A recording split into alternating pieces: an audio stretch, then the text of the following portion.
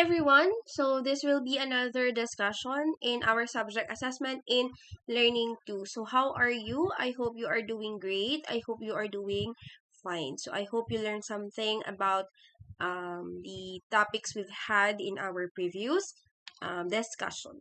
So now we are going to discuss about the formative assessment. So I know we are very much familiar about the formative assessment. We've discussed this in our very first discussion, the formative assessment in different aspects. And also, after explaining what formative assessment is and contrasting it with the summative assessment, we are now going to learn about some techniques on how to do a formative assessment. So, here are some techniques given by Fisher and Frey that the teachers can use while teaching to check on students' understanding. So, number one is we have the response cards. So, these are either pre-printed or write-on cards. So, when we say pre-printed cards, these have responses on them such as yes or no. So, I know you are familiar with the pre-printed cards. So, if you see in a different activities wherein there are yes or no or true or false or something in their hands, and then the teacher will ask something about a fact. You will agree to that or disagree to that, you whether you raise the yes or no, and etc. While on the write on cards, this allows students to indicate their responses in a real time. So for example, the illustration board or the whiteboard with the chalk or a pencil pen, you will write your answers on the board or on the whiteboard. So that is a write on cards. Next is we have the hand signal. So the example of this is, for example, thumbs up, meaning I understand and can explain it, or a thumbs sideways means I am not completely sure about, or thumbs down means I do not understand, or etc. Next is we have games. So the game-based learning and gamified instruction are two emerging teaching learning practices to drive learning. So when we say game-based learning, this makes use of a game of any kind to realize a learning outcomes. So these are the three techniques for formative assessment. So again, we have the response cards, whether it is a pre-printed cards or write-on cards. We have the hand signals and the games or the game-based learning. We have also here the games for formative assessment. So here are some games especially suited for a formative assessment to try in your classroom. So we have the Socrative. So it is a classroom engagement app that provides games and other activities for students. So a favorite element is, for example, a space race, which can turn an assessment into a gamified experience between individuals or groups. So again, if you have time to search it on, so for example, you will just type in the cursor www.socrative.com. There are options there, whether for free or for paid options. So again, the Socrative, this is a classroom engagement. The example of this is the space race that you can transform it into a gamified experience with your students. Next is we have the Kahoot. You can also type www.kahoot.com. There is also an option there whether you will use the app in a free option or in a paid option. So when we say Kahoot, it is a mobile application that allows teachers to construct homework assignments almost as though they were video game type quest. So the app also has a feature where teachers can write their own games and make them available to students with an access code.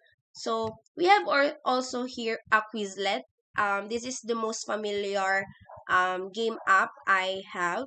So in a Quizlet, this is free. You don't they don't have a paid options. So in a Quizlet, this app allows educators to convert data gathering into gamified form that they can use to inform their teaching practice. Next is we have the Quizzes. So again, in a Quizzes, you can type www.quizzes.com, and it is also free for everyone. The Quizzes, this lets teachers monitor the results of students' work as they do it. So the app lets students progress at their own pace throughout the game.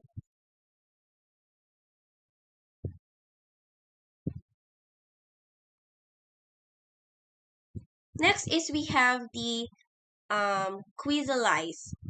In a Quizalize, you can type again www.quizalize.com. This they have a free options and a paid options also. So it provides the same kinds of quizzes and assessment as other similar tools, but it also lets you track the work of individual students at a granular level. So just like the options in the quizzes, it we have also the Quizalize. The last one is we have the Plickers. So this is available at App Store or in a Google Play, and it is also has a free options. So this app or this formative assessment tool uses a series of abstract cards that the teacher photographs using a mobile device. So the program analyzes the data and presents the teacher with individualized reports of a student's success. So these are the games for formative assessment, or more on a online games for formative that you can use in a classroom. We have the Socrative, we have the Kahoot, we have the Quizless, the Quizzes, the Quizalize, and the Blickers.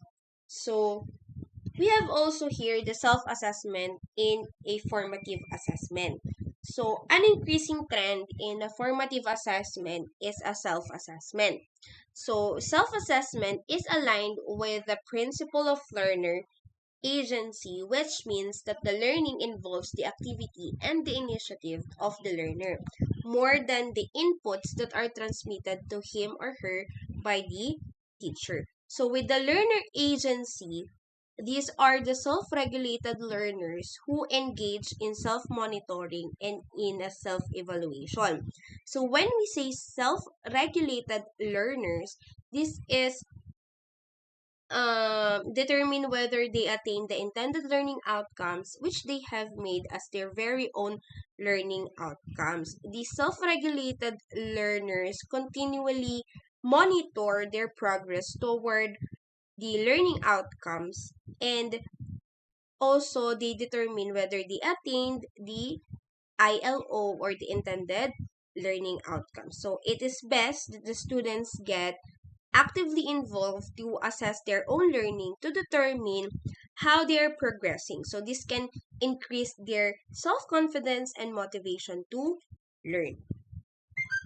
In scoring rubrics and formative assessment, in a formative assessment kasi, teachers give feedback. So these feedbacks are made more specific when they are based on rubrics, which enumerate the criteria and describe the expected students' performance or the process or the product of the students.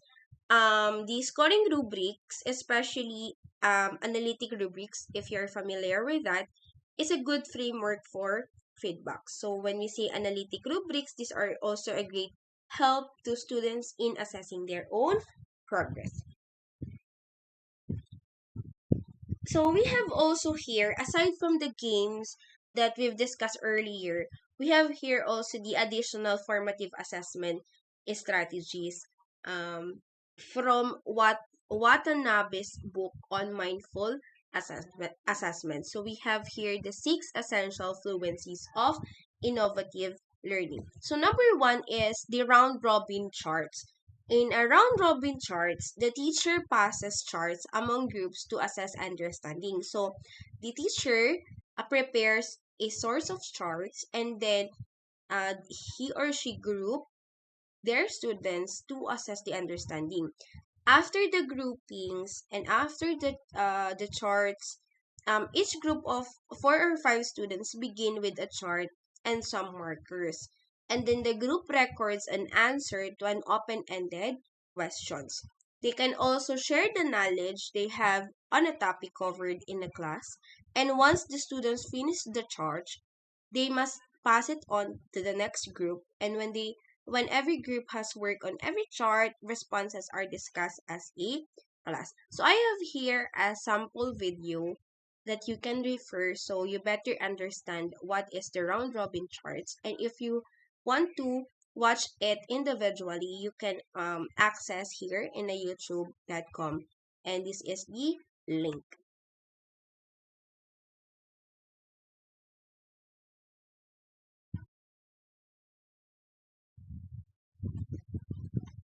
Round robin is a well known cooperative learning strategy. For any cooperative learning strategy, it is essential to follow its steps carefully to assure success of the strategy. In this video, we will focus on steps of round robin strategy.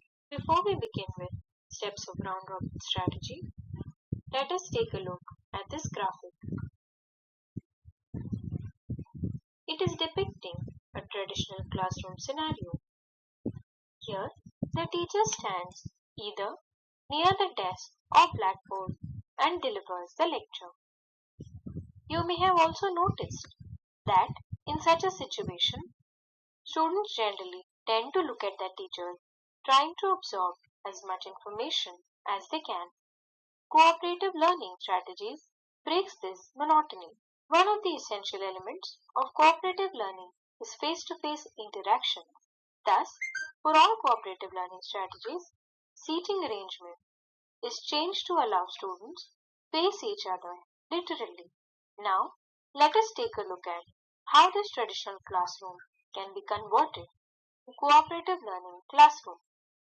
Observe the graphic carefully.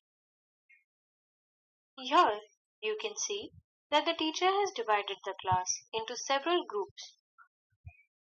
In round robin sessions, based on the strength of the classroom, teacher can divide the class into groups of 3 to 5 students per group. The teacher can either ask students to be ready with a pen and paper or can provide it to them. To begin the activity, the teacher needs to pose the question to the class, which will allow them to generate multiple answers. But before that, she needs to explain the steps to the class. She also needs to explain the roles students need to play while working in the round robin group. During round robin activity, the teacher moves around, observing the students' interaction and witnessing the flow of their ideas or answers.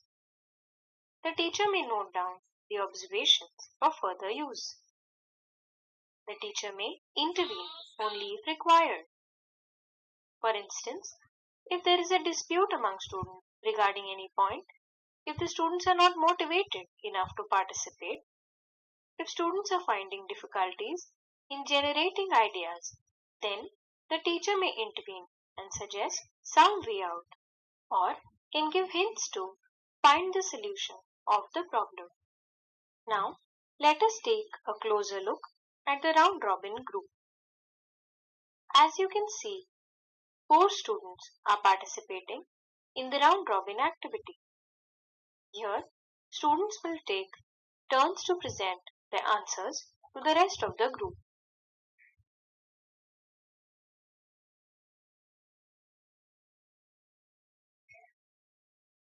One person will play the role of the recorder who will write down all the ideas presented in the group.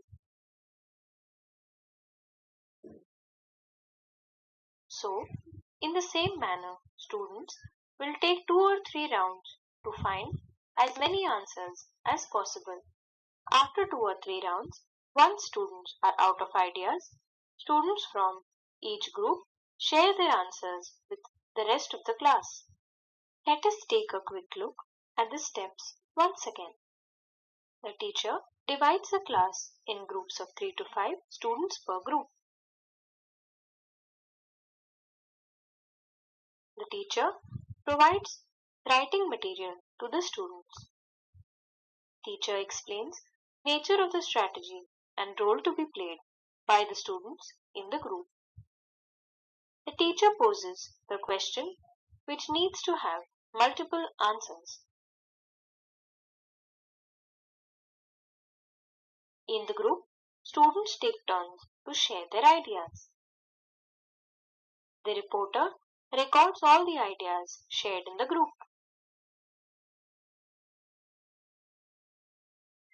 After 2 or 3 rounds, once students are out of ideas, students from each group share their answers with the rest of the class. The teacher may end this activity here, but it is advisable to dissolve all the groups and conduct open discussion on ideas or answers presented. So that is all about the round robin charts. So let's now proceed to the questioning strategies. So this is another formative assessment strategies that you can use in a classroom. So when we say questioning strategies, this may be used with individuals, small groups, or the entire class. And the effective formative assessment strategies also involve asking students to answer higher order questions such as why and how. And with the students' answers, teacher discerns the level and extent of the students' understanding. So again, for better understanding of how questioning strategies work, I have here also another a video clip for you to watch. So again, if you want to watch it, you can access the link here in a YouTube.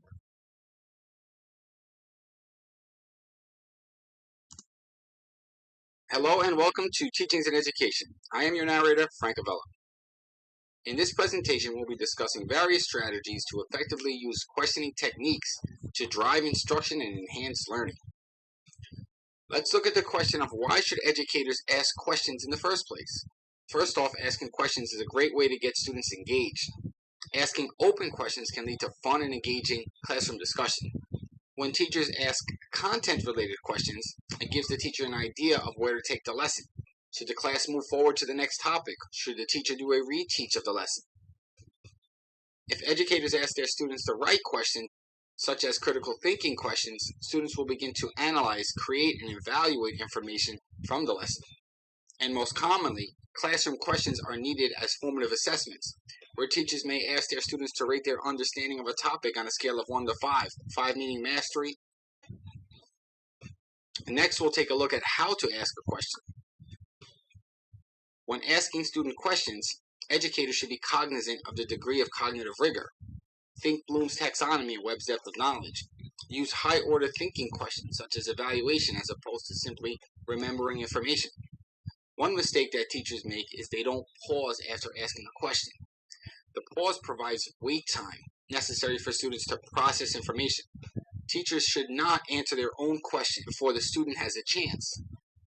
Another strategy is to ask the question to the entire class instead of just one particular student. If a teacher says, Anthony, what were the causes of World War II? Other students not named Anthony don't have to pay attention anymore because they know the question was not for them. You want all the students to think that they may be called upon. Next, we'll explore the different types of classroom questions. The first type of question we'll look at is a managerial question. Managerial questions include asking leading questions such as, what plants would you find in a desert? Why would you find plants there? The next type of question is a rhetorical question, which are used by teachers to emphasize a point. Rhetorical questions should get students to critically think and globally examine the question. Rhetorical questions often have more than one right answer. Another type of question is an open question. Open questions are used to create discussions. Closed questions, on the other hand, usually receive short one-word answers. They're basically used to check for retention and memory. Now, onto the last section, which are some teacher tips for questioning students. In order to keep students on their toes, randomly select students to answer questions. You can write all their names on cards and then randomly select cards from the deck. Some students are just very shy to speak up in front of the class. In that case, educators should utilize online technology to help encourage participation. Online discussions are now becoming the norm in schools today. It is recommended to follow up original questions asked with probing questions, then challenge the students by following up with an additional challenging question. And lastly, just remember that some students receive more attention than the rest of the class. Be sure to ask as many different students as you can, but also be cognizant of those students with severe anxiety. You may not want to put them on the spot. So right now, I want to say thank you for your time. Check the description for, don't forget to subscribe to this channel, hit that like button, and please share. And I will see you at the next video.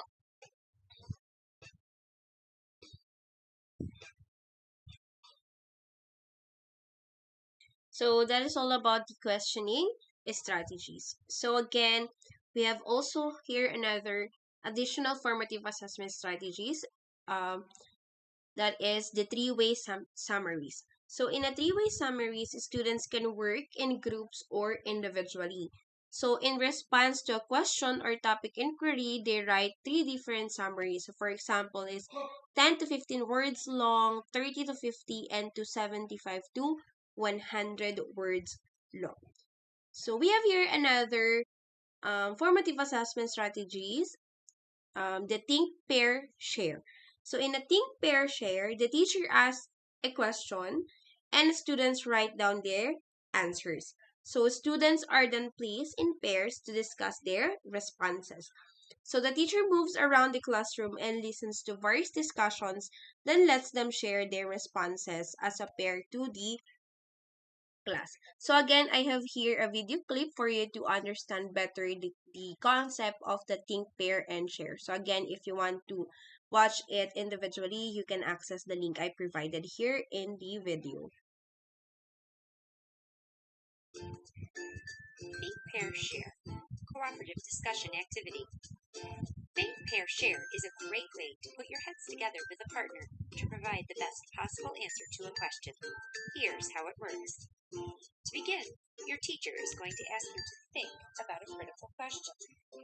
It may be an experience you've had or your opinion on a topic. Think carefully about the question your teacher asks. Continue thinking quietly to yourself about the topic until your teacher calls time. During the pair portion of this activity, your teacher is going to ask you to turn to your elbow partner. An elbow partner is someone you are sitting close to at your desk or table.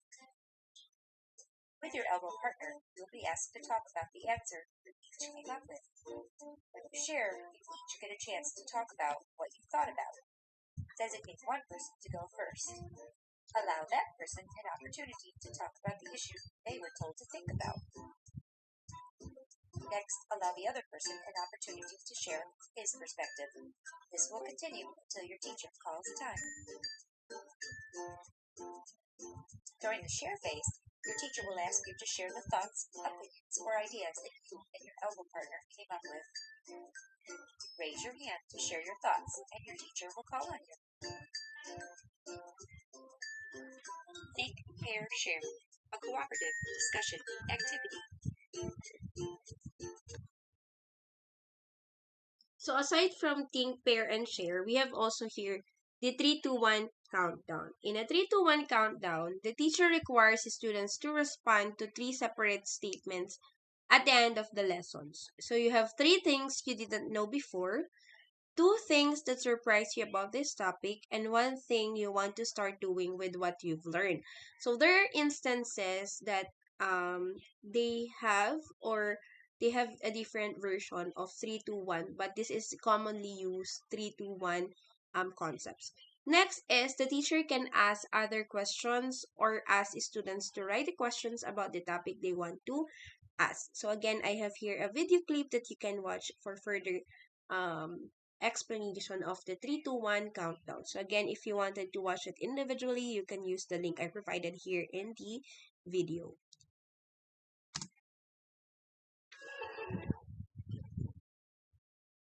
The 3-2-1 strategy is an individual exercise designed for grades 6 through 12 and should take around 10 minutes. This is a writing exercise aimed to better understand how comfortable a person is with new material. When used before our learning module, it can help establish how familiar people are with the topic. When used after, it can establish how much information was gained and retained. The name comes from the number of responses to be written. 3 notes, 2 questions, and 1 item of interest. 3, 2, 1. First, what are 3 things you learned? Second, what are 2 questions you still have? Last, what is 1 thing you found interesting? Once people have had time to respond, ask for volunteers to share their answers or turn in their papers. This allows more outgoing people to engage further while allowing those that are more reserved to feel comfortable. This will illuminate areas in material where people feel more confident and any holes within their understanding. Easy as 3, 2, 1.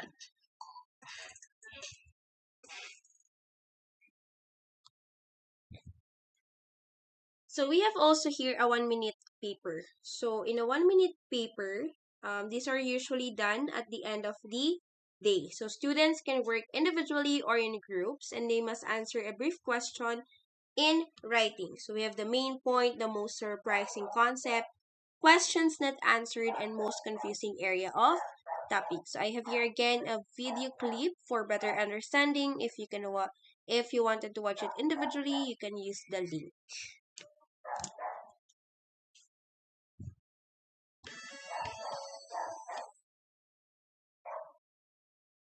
Student input is extremely valuable.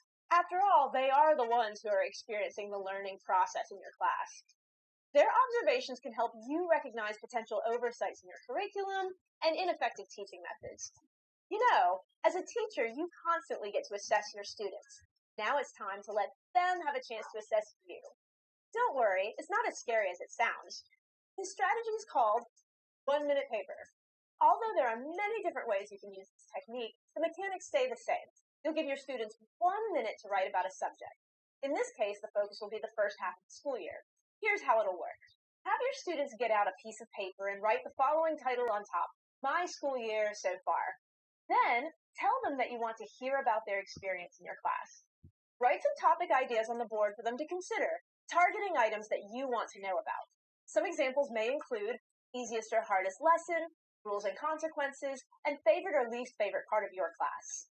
Let your students know that they can write about any or all of those topics, but they only have a set amount of time to put their thoughts on paper. Also tell them that their feedback will help you make your classroom better because you valued their input. Start the timer, boop, and watch them get to work. When they are finished, collect all the papers and set aside some time to read them after the school day. Create a T-chart and label the columns to celebrate and to improve.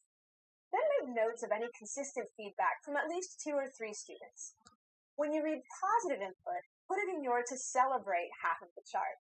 When you read some input on potential weaknesses, write it in the to improve column. Revisit this T-chart during your break and plan for ways to improve the quality of your class once the school year resumes.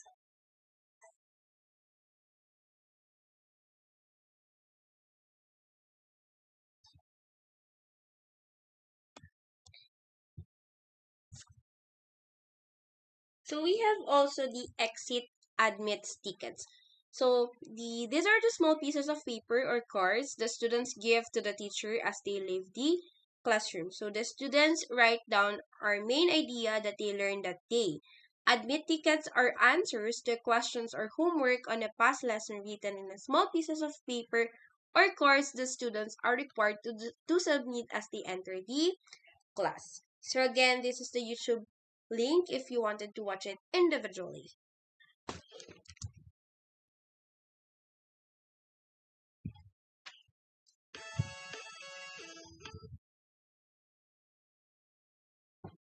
Entry tickets are given at the beginning of class to reactivate student knowledge learned in a previous lesson. Using this type of formative assessment is a great way to do a quick check at the start of class to see what your students are able to recall. These entry tickets can come in a variety of forms, but they should always ask questions that check your students' knowledge on the most important pieces of your curriculum. Kate's using entry tickets today. Let's take a look. All right, class, take your seats and get started on today's warm-up. This is a review of the information we went over yesterday, so please try your best. Let's see. Question 1. What are the 3 stages of a liquid? Oh, that's easy. Water, ice, and vapor. And on to question 2. What are the required temperatures for water to change through these stages? I'm not as sure about this one. Okay, class, it looks like question 2 was a bit of a tricky one, so let's go over it together. Who knows the condensation temperature to reach that stage? That was great. She monitored the learning of the students and found a few of them couldn't answer one of the questions. That gave her a great opportunity to do a quick review once the assessment was completed. On to our second activity, exit tickets. These are used at the end of class to measure student comprehension of the lesson you presented. I wonder how Kate will use exit tickets today. All right, gang. Let's do a quick review of today's material with an exit ticket. Remember, there's only 5 minutes remaining, so please be prepared to hand me your ticket as the bell rings. Question 1. What are the different stages of the water cycle? Let's see here. I remember precipitation, that's rain, and condensation, that makes the clouds. Evaporation and... I can't remember the other one. I'll come back to it and answer the next question. Now that the teacher has given the assessment, it's time to take a look at the results after class. Hey, how'd it go? Most of my students don't understand key parts of the water cycle. I'm going to adjust tomorrow's lesson plan to allow time to reteach this important concept with a different strategy. Nice. Kate gained some valuable knowledge from that exit ticket. With this information, the teacher has identified a gap in understanding and can now take action to ensure her students comprehend the material before moving on. That's what a formative assessment is all about.